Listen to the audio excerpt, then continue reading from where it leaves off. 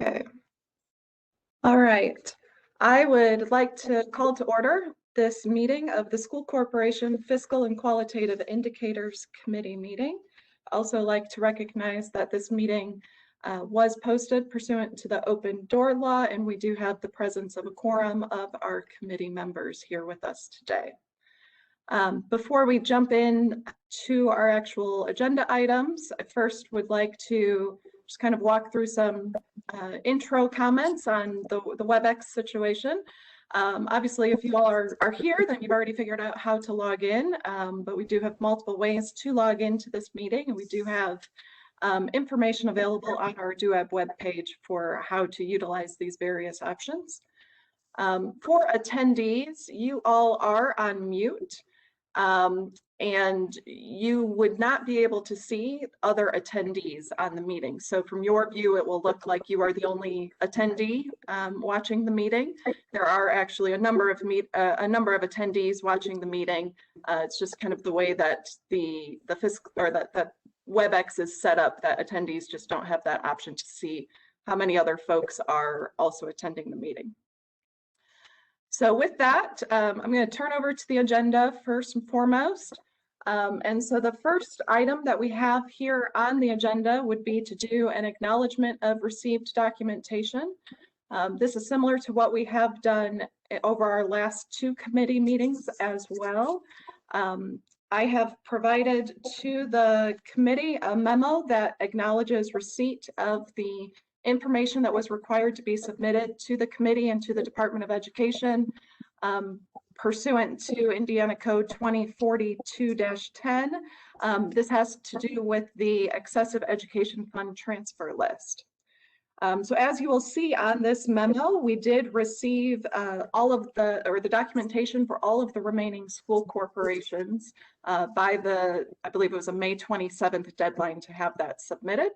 So at this point in time, for this year's review of the transfer list, all of the documentation has been received from the school corporations that were identified on that transfer list.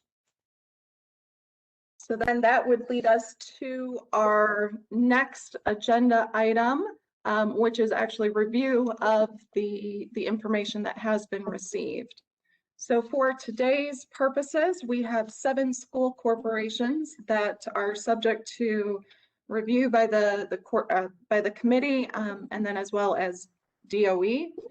As we have done in the past, the Department of Education has provided us with a memo in advance with their kind of thoughts and comments on these particular school corporations.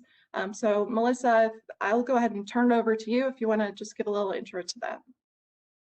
Good morning, everyone. Thank you, Courtney. Yes, so the Department of Education reviewed the final 7 schools that were on the excessive education fund transfer list. In reviewing the information, there were similar themes to what we've heard the last couple of rounds of discussion. Miscalculated transfer amounts, circuit breaker losses, declining ADM, pandemic resulting in increased operational costs, and then other unexpected costs as well. So based on the initial review that we did, we're satisfied with the responses that we received. And I might add, in going through this process, I think next year we'll probably utilize a checklist to better help schools in their response to us, to provide a little guidance and a checklist. I find that would be pretty useful for them, but we're satisfied with the responses.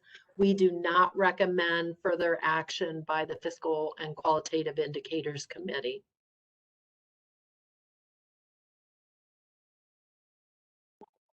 Okay, great. Thank you very much for that.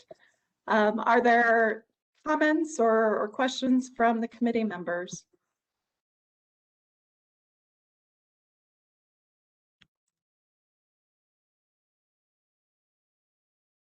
Okay. Let's see. Not seeing any comments or questions from the committee members. And I would agree, I think as we've seen, as we've gone through this process, I think the responses that we've received have evolved. And I think we've also on our side have learned a lot as well. So I'll be interested to see kind of where things will head for next year, and certainly kind of to see what type of information we receive from school corporations next year as well. So I'll turn it over, or I'll ask the committee, does anybody have any objections to accepting the Department of Education's recommendation on the 7 school corporations that are on our agenda for today? All right, I'm getting a lot of head shakes indicating no objections. So I think at this point we can certainly move forward with the recommendations of the Department of Education. And then I think for those school corporations that are here, I know a number of you are actually in attendance. I believe you will receive information after this meeting from the Department of Education regarding kind of next steps and kind of summarizing up this process. Courtney, I do have a question. So now that we're through all of these districts that exceeded it this year, as Melissa said, we've kind of learned, and there were multiple factors. I'm not sure if we've looked this far ahead or if you've looked this far ahead, but as Melissa says, some of these were just miscalculations on the transfer amount. Maybe they could have or should have reduced some of the transfers later in the year. The pandemic obviously played a role into it. But I think what we've seen in many of these are, I think one of the overwhelming issues is the circuit breaker loss in the operations fund. And as much as they try, we've seen some school districts that are implementing things to get under that 15%, but they've acknowledged that they're going to have some trouble doing that for various reasons for the next maybe couple years, even though they have a plan in place. So I'm just kind of maybe wondering for the group and for the committee is, okay, this was year 1, many school districts learned, but what happens if they end up being on the list again next year, as many schools have indicated that they probably can't get here in 21?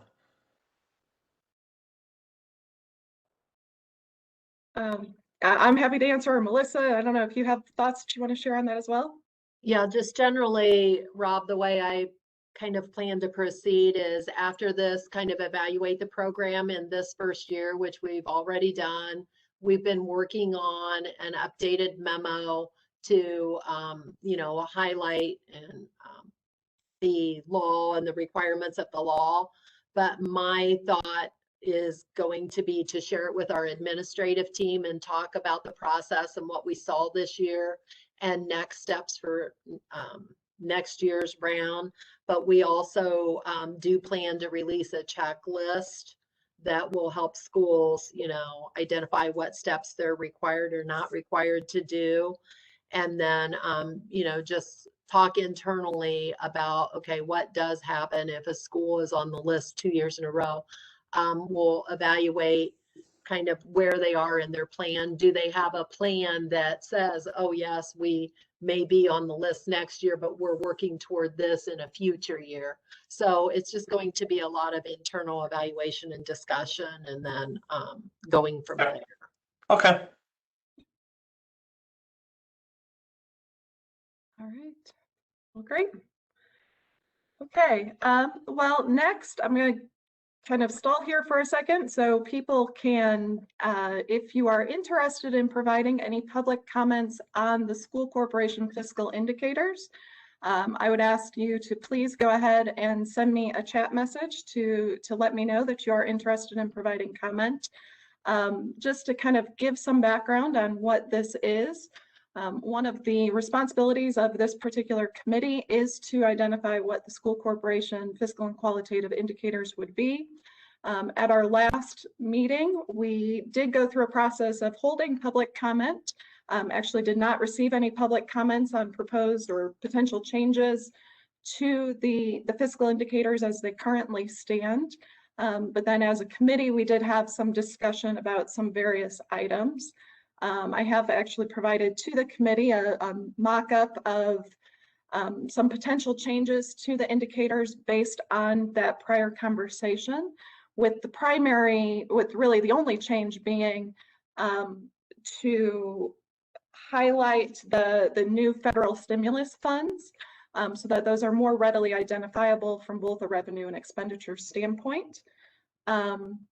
So at this point in time, that's kind of the primary thought that I think we have on the table in terms of what may change for the fiscal indicators. Certainly, though, in our next agenda item, we'll get into a broader discussion, and if other ideas have come about, that's totally fine as well. So at this point, I do actually have one individual who has contacted me and has indicated she would like to speak. Ms. Coleman, I will go ahead and unmute you. As I've indicated, I would ask that your comments do pertain to the school corporation fiscal indicators, as that is the focus for this committee. All right, Ms. Coleman, are you there? Yes, good morning, and thank you for allowing me this time to address the committee. I am a parent with the Gary Community School Corporation. First of all, I'm glad that DUAB is taking a more compassionate approach to these 7 school corporations versus the tone that was given to the Gary Community School Corporation when we experienced those same problems with the circuit breaker. And the reality in Gary, the financial issues were complex to the extent that our major corporation like US Steel went from paying $66 million to under $14 million. Our flagship school was Roosevelt, which was taken over and basically left the district insolvent with a negative $5 million. And so, but in our case, the financial crisis led to an academic crisis because the state took over. So when the state is now reviewing other school districts and having compassion to say, hey, this is a very difficult situation for school corporations. They're trying to educate children, but the finances are limited. And for any parent raising a child, you know that children are expensive, even in your own household. But to be in a community like Gary, that we had so many factors to deal with and was not given this type of compassion, I'm asking for DUAB to really just take a different approach, because I'm a parent here and our school district is still under takeover. And a fiscal crisis led to an academic crisis where you have children in summer school because they did not even enroll them in gym and health and safety. So I would just ask DUAB to also, when you look at these fiscal indicators, reconsider how Gary was treated. Look at the transition to give our community a superintendent, because as a parent, having to deal with the issues of a pandemic, but also to have to call a state agency to say my child does not have a book during that school year, and still for my child not to get a book until November. So what I'm asking is that DUAB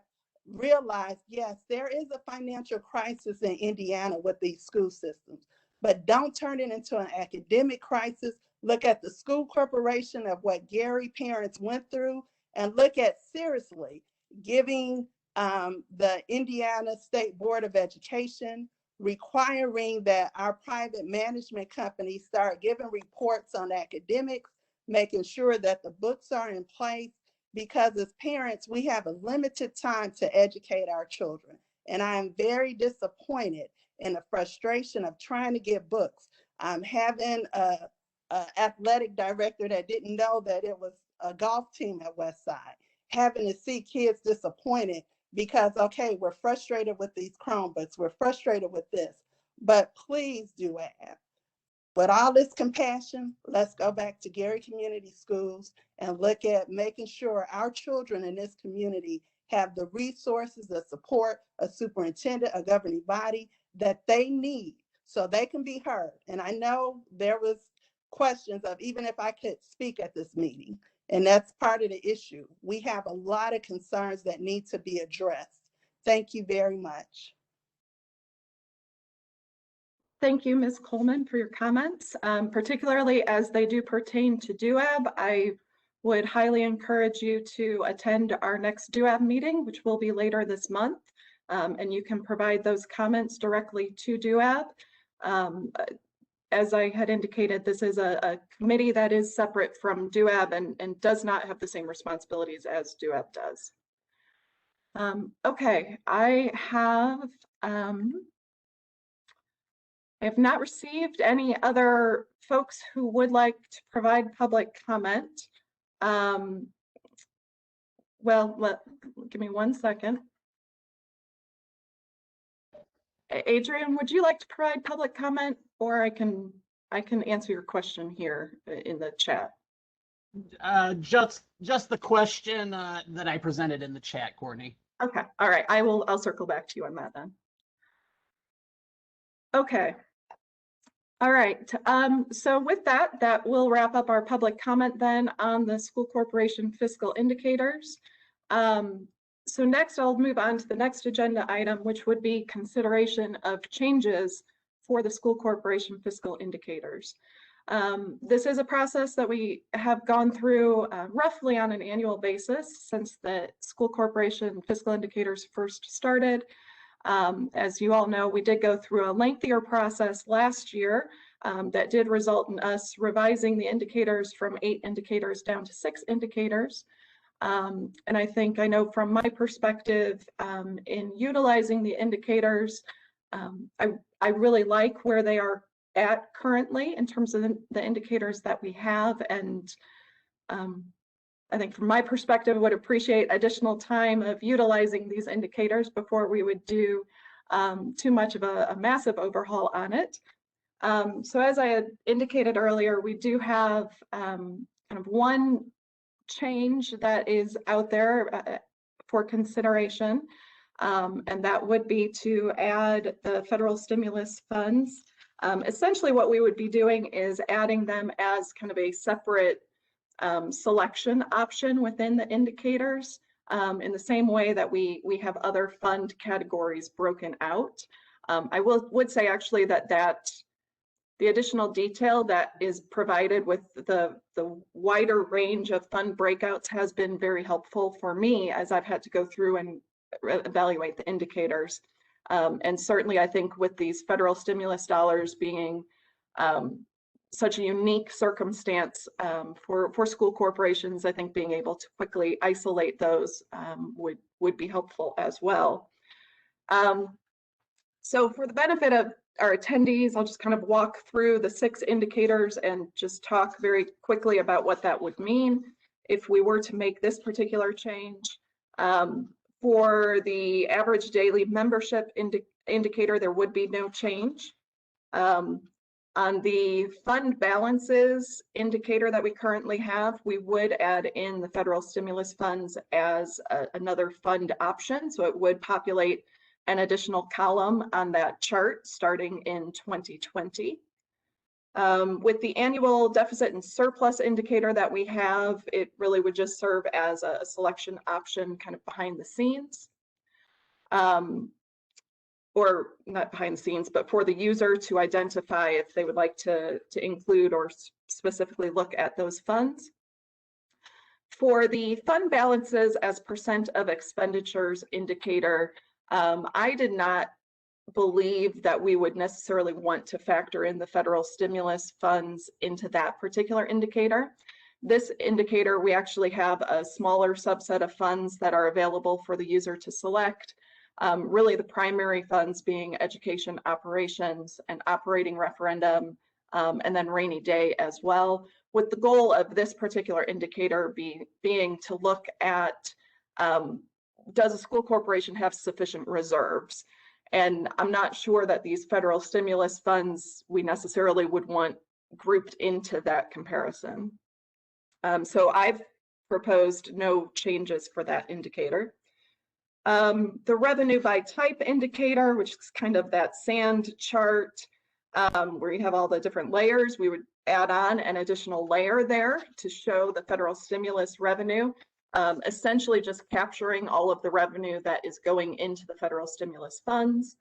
And then for the last indicator of operating referendum revenue, again, adding the federal stimulus funds as an option for the user to decide whether to include or not include. So on this particular change, those are kind of the changes that I would propose. So first, let's deal with this. And does the committee have any thoughts in terms of what has been proposed here, or any other kind of changes that you would make based on the inclusion of the federal stimulus dollars?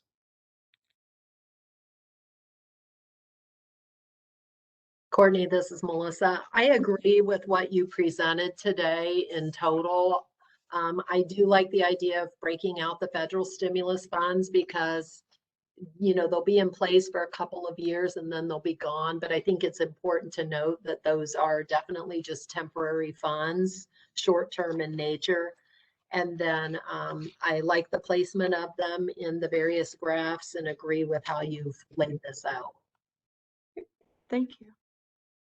Yeah, I agree with Melissa. I think I agree it's all well presented, and we're already getting questions here at my level from board members and community members and staff of how we're using that revenue. So teaching them a little bit how the process even works. Many think that we're already sitting on this cash and it's sitting in our bank account, which is not the case. It works just like any other federal grant, that it's a reimbursement basis. So I like having it separate. It'll be one of those things that we'll have to explain, because on one hand, it could skew some of those results, especially since your expenditures are first.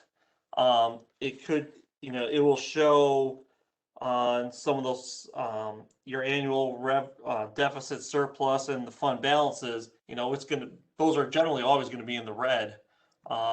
So it's just a timing thing, but that's okay. We're used to that, and it's just part of telling our story. So I agree with Melissa. I think they're well represented, and I like the idea of separating them out. I think it would just, from a programming aspect, we would just need to make sure that we're not double counting those. So when someone selects federal funds, it's not picking those up. It would have to be, the person would have to pick both federal funds and federal stimulus. Yep. So. That actually, that is a very helpful tip there. And I'm realizing now in the data that I ran to do the mock-ups, I don't know that I modified my federal fund query. So I will be sure to do that for the official run of the numbers. So federal funds. All right. Any other thoughts from committee members? Hi, Courtney, this is Josh. I would just kind of echo again what Melissa and Rob are saying. I like it. I think it's a good thing to keep an eye on, and I think the way that you're presenting it here is very clear and concise and shows us what we need to see. So I'm on board. Great. All right. Then I will also go ahead and open it up for, does the committee have other changes that you would propose for the indicators at this point in time? And again, if there's other things that you all have thought about since the last meeting, I would say feel free to throw them out here, and we can always get back together for another meeting if we need time to mock them up or do considerations or anything like that. That's one good thing. We're actually, by having this discussion now, we're actually building about we're building about a 6-month runway here in terms of actually turning the indicators around. I would not anticipate utilizing that entire 6 months, but we do have a lot more time right now for further discussions as needed.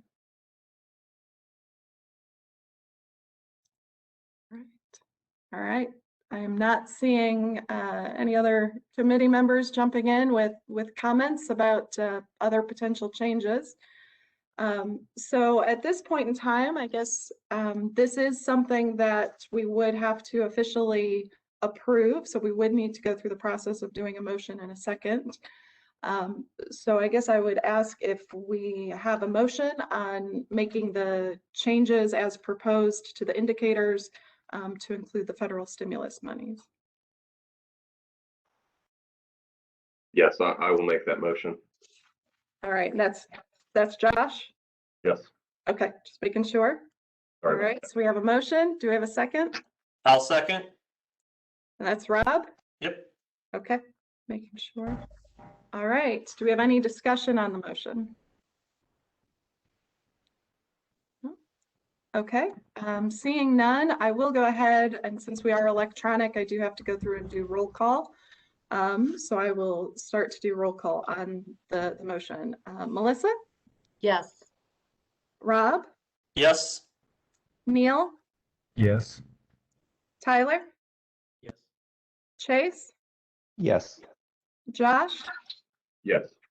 and myself, I also will vote yes. So we have 7-0 for the proposed changes. With that, I do just want to say, thank you very much to the committee for going through this process and having this discussion now.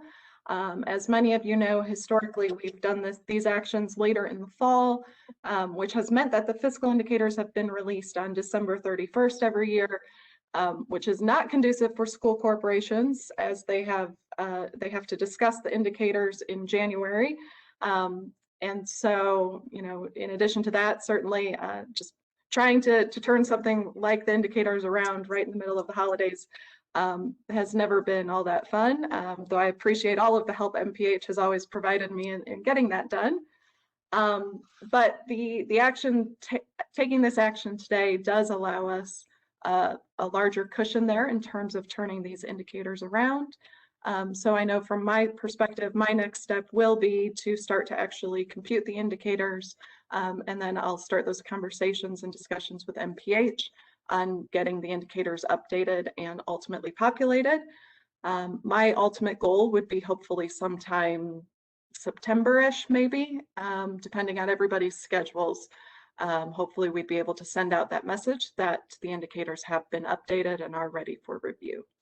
I think the other key benefit with that is then it really changes the time lag that we currently have on our indicators in terms of the review process. So I'm very much looking forward to being able to move this process up. So just thank you to the committee for your work on that. With that, I will ask if any of the committee members have any new business. Okay, seeing none, I do think that this will likely be our last committee meeting for a while. It could possibly be until 2022 before we would meet again with the next round of the transfer list. And so if we don't meet again later this year, I do hope you all have a good rest of your year, and certainly we'll be back together next year. So, all right, thank you very much, and I'll go ahead and adjourn the meeting.